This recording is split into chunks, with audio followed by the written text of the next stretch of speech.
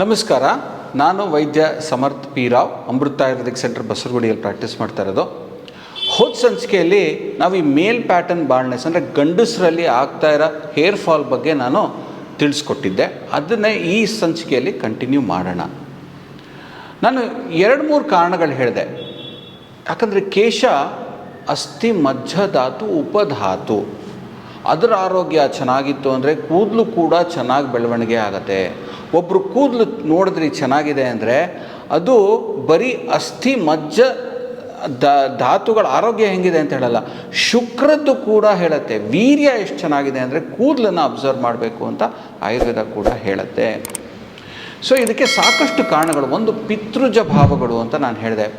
Genetics ಅನ್ನೋದು ತಂದೆ ಕಡೆಯಿಂದ ಬಂದಿರೋದು ಒಂದು ಕೂಡ ಕಾರಣ. ತಾತ ಅಜ್ಜಂಗೂ ಕೂಡ ಬಾಲ್ಡ್ನೆಸ್ ಇತ್ತು ಅಂದರೆ ನಿಮಗೂ ಕೂಡ ಅದೇ ವಯಸ್ಸಲ್ಲಿ ಸಾಧಾರಣವಾಗಿ ಬರುತ್ತೆ. ಬಟ್ ಈ ನಡುವೆ ಏನು ಅಂದರೆ ನಮ್ಮ ತಾತಂಗೆ ನಮ್ಮ ಅಪ್ಪಂಗೆ ಕೂದಲು ಚೆನ್ನಾಗಿತ್ತು ಡಾಕ್ಟ್ರೇ, ನನಗಿವಾಗ 22 ವರ್ಷ ಆಗಲೇ ಹೇರ್ ಫಾಲ್ ಆಗ್ತಾಯಿದೆ ನೋಡಿ, ಇಲ್ಲಿ ಕೂದಲು ಬರ್ತಾಯಿದೆ ಅಂತ ಹೇಳ್ತಾರೆ. ಸೊ ಇದಕ್ಕೆ ಹಲವಾರು ಬೇರೆ ಕಾರಣಗಳಿವೆ.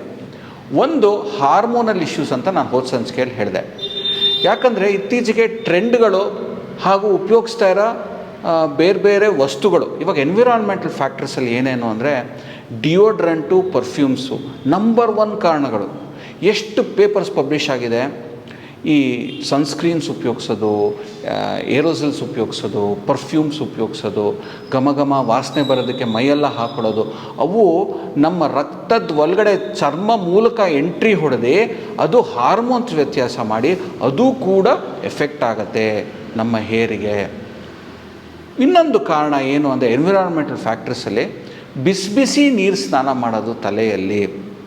ಹಳೆ ಕಾಲದಲ್ಲಿ ವಾರಕ್ಕೊಂದ್ಸಲಿ 10 ದಿವಸಕ್ಕೊಂದ್ಸಲಿ ತಲೆ ಸ್ನಾನ ಮಾಡಿದಾಗ ಶೀಕೆಕಾಯಿ ಎಲ್ಲ ಹಾಕ್ಕೊಳ್ಳೋರು. ತಲೆಯಲ್ಲಿ ನೀರು ಹಾಕ್ಕೊಳ್ಳೋದು ಪ್ರತಿ ದಿವಸ ಮಾಡ್ಕೊಬೋದು. ಅದನ್ನು ನೀವು ಈ ಸೋಪು, ಶ್ಯಾಂಪು, ಸೀಗೆಕಾಯಿ ಪುಡಿ ಅದೆಲ್ಲ ರೆಗ್ಯುಲರಾಗಿ ಹಾಕ್ಕೊಬಾರ್ದು, ಒದ್ದೆ ಮಾಡ್ಕೊಳ್ಳಿ. ಆದರೆ ಜಾಸ್ತಿ ಅದಕ್ಕೆ ಬಿಸಿ ನೀರು ಹಾಕೋದು, ಈ ಕೆಮಿಕಲ್ಸ್ ಇರೋ ಶ್ಯಾಂಪುಗಳು, ಕಂಡೀಷ್ನರ್ಗಳು, ಇದು ಕ್ರೀಮ್ಗಳು ಹಾಕ್ತಾ ಬಂದ್ರಿ ಅಂದರೆ ಖಂಡಿತವಾಗ್ಲೂ ಆ ಕೂದಲು ಆರೋಗ್ಯ ಹೋಗುತ್ತೆ. ಇವಾಗ ಒಂದು ಮನುಷ್ಯ ಅಂದರೆ ಅವನಿಗೆ ಒಂದು ಬೇಕಾಗಿರೋ ಆರ್ಗ್ಯಾನಿಕ್ ಫುಡ್ ಅಂತ ಇರುತ್ತೆ.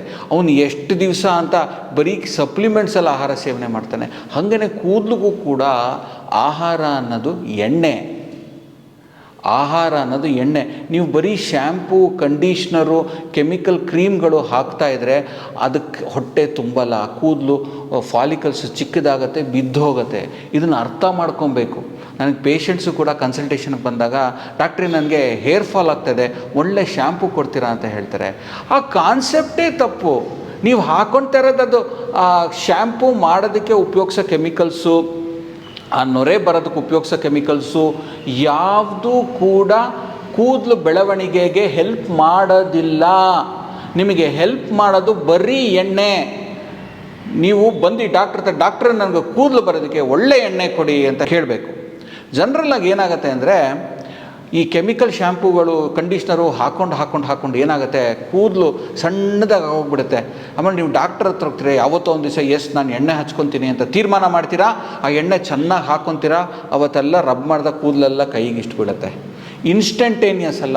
ನೀವು 6 ತಿಂಗಳು ಎಣ್ಣೆ ಹಚ್ಕೊಂಡ್ರೆ ಕೂದಲು, ಇನ್ನು ನೆಕ್ಸ್ಟ್ 6 ತಿಂಗಳು ನಿಮಗೆ ಒಳ್ಳೆ ಕೂದಲು ಬೆಳವಣಿಗೆ ಆಗುತ್ತೆ.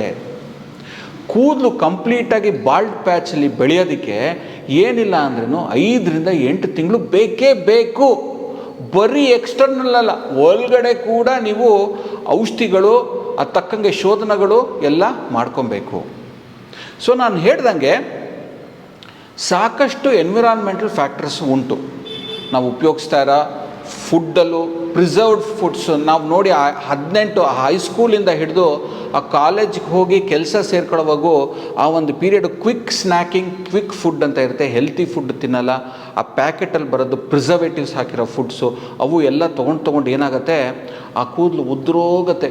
ನೀವು ಒಂದು ಮರಕ್ಕೆ ಬರೀ ಕೆಮಿಕಲ್ಸ್ ಹಾಕ್ತಾ ಕೂತ್ಕೊಂಡ್ಬಿಟ್ರೆ ಆ ಮರದಲ್ಲಿರೋ ಎಳೆಗಳೆಲ್ಲ ಒಣಗೋಗಿ ಹೆಂಗೆ ಬಾಡೋಗುತ್ತೆ, ಹಾಗೇ ಕೂದಲು ಕೂಡ, ಆ ಕೂದಲಿಗೆ ನೀವು ಒಳಗಡೆ ಹಾಕೋದು ಕೆಮಿಕಲ್ ಫ್ರೀ, ಹಚ್ಚೋದು ಕೆಮಿಕಲ್ ಫ್ರೀ, ನೀವು ತೊಳ್ಕೊಳ್ಳೋದು ಕೆಮಿಕಲ್ ಫ್ರೀ ಮಾಡಿದ್ರಿ ಕೂದಲು, ನಿಮ್ಮ ಸ್ಕಿನ್ನು, ನಿಮ್ಮ ಆರೋಗ್ಯ ಎಲ್ಲ ಚೆನ್ನಾಗಿ ಕಾಪಾಡ್ಕೊಬೋದು.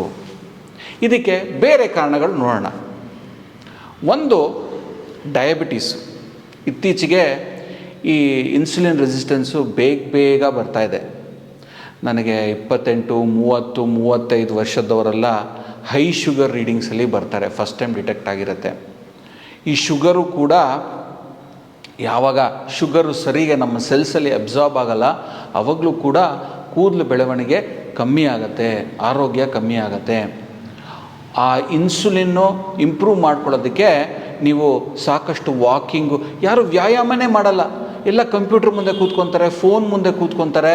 ಇದರಿಂದ ನಿಮ್ಮ ಡಯಾಬಿಟೀಸ್ ಬರೋ ಟೈಮ್ ಬೇಗ ಬರುತ್ತೆ, ಶೀಘ್ರವಾಗಿ ಬರುತ್ತೆ. ಯಾಕಂದರೆ ನೀವು ಇಲ್ಲಿ ಸೇವನೆ ಮಾತ್ರ ಎಲ್ಲ ಚೆನ್ನಾಗಿ ಮಾಡ್ತಾಯಿದ್ದೀರಾ, ಸಣ್ಣ ವಯಸ್ಸಿನ ಬೆಳೆಸ್ಕೊಂಡಿರ್ತಾರೆ ಚೆನ್ನಾಗಿ ತಿನ್ನಬೇಕು ಅಂತ, ಅದೇ ಪ್ಯಾಟ್ರನಲ್ಲಿ ತಿಂತಾ ಇರ್ತೀರಾ, ಆದರೆ ವ್ಯಾಯಾಮ ಮಾಡ್ತಾ ಇರಲ್ಲ. ಸ್ಕೂಲಲ್ಲಾದರೂ ಸ್ಪೋರ್ಟ್ಸ್ ಪೀರಿಯಡ್ ಅಂತ ಇರ್ತಾಯಿತ್ತು, ಕಾಲೇಜಲ್ಲಿ ಎಲ್ಲಿ ಬುಕ್ ಇಟ್ಕೊಂಡು ಕೂತ್ಕೊಂಡು ಓದು, ಆಫೀಸಲ್ಲಿ ಲ್ಯಾಪ್ಟಾಪ್ ಮುಂದೆ ಕೂತ್ಕೋ, ಮೀಟಿಂಗ್ಸಲ್ಲಿ ಕೂತ್ಕೋ, ಗಾಡಿಯಲ್ಲೇ ಕೂತ್ಕೊಂಡು ಸವಾರಿ ಮಾಡು. ಇದರಿಂದ ಏನಾಗ್ತಾಯಿದೆ ಅಂದರೆ ವ್ಯಾಯಾಮ ಕಮ್ಮಿ ಆಗೋದ್ರಿಂದ ಡಯಾಬಿಟೀಸು, ಶುಗರು ನಮ್ಮ ಸೆಲ್ಸಲ್ಲಿ ಅಬ್ಸಾರ್ಬ್ ಆಗೋದು ಪೇಸು ಕಮ್ಮಿ ಆಗ್ತಾ ಇದೆ. ಇದು ಕೂಡ ನಿಮ್ಮ ಕೂದಲಿಗೆ ಒಂದು ಸಮಸ್ಯೆ. ಮತ್ತು ಸ್ಟ್ರೆಸ್ಸು ಕೂಡ ಹಾರ್ಮೋನ್ಸ್ ಮೇಲೆ ತುಂಬ. ರಾತ್ರಿ ಜಾಗರಣೆ ಮಾಡಿ ಕೂತ್ಕೊಳ್ಳೋದು, ಓದೋದು, ಸೋಷಲ್ ಮೀಡಿಯಾಲಿರೋದು, ರಾತ್ರಿ ಆ್ಯಕ್ಟಿವಿಟಿಗಳು ಜಾಸ್ತಿ ಮಾಡಿದಾಗ ಹಾರ್ಮೋನಲ್ ಇಂಬ್ಯಾಲೆನ್ಸಸ್ ಜಾಸ್ತಿ ಆಗುತ್ತೆ. ಅದು ಕೂಡ ಮೂಳೆಗಳ ಹೆಲ್ತು, ಮಜ್ಜದ ಮೇಲೆ ಹೆಲ್ತು, ಅದು ಕೂಡ ನಿಮ್ಮ ಕೂದಲ ಮೇಲೆ ತುಂಬ ಎಫೆಕ್ಟ್ ಬೀಳುತ್ತೆ. ಥೈರಾಯ್ಡ್ ಸಮಸ್ಯೆಗಳಿದ್ರೇನು ಕೂಡ ಈ ಹೈಪೋಥೈರಾಯ್ಡಿಸಮ್ ಇರಲಿ, ಹೈಪರ್ ಇರಲಿ, T3, T4 ವೇರಿಯೇಷನ್ಸ್ ಆಗೋದ್ರಿಂದನೂ ಕೂಡ ಈ ಒಂದು ಸಮಸ್ಯೆ ಬರುತ್ತೆ. ಗಂಡಮಾಲ ಸಮಸ್ಯೆಗಳು ಆಯುರ್ವೇದದಲ್ಲಿ ಸಾಕಷ್ಟಿವೆ. ಅದನ್ನು ಕೂಡ ಈ ಥೈರಾಯ್ಡ್ ವೇರಿಯೇಷನ್ಸ್ ಆದಾಗ ಕಾರಣಗಳಿದೆ. ಮುಂದಿನ ಸಂಚಿಕೆಯಲ್ಲಿ ಮತ್ತೊಂದಿಷ್ಟು ಕಾರಣ ನಾನು ತಿಳಿಸ್ಕೊಡ್ತೀನಿ. ಅಲ್ಲಿವರೆಗೂ ನಮಸ್ಕಾರ.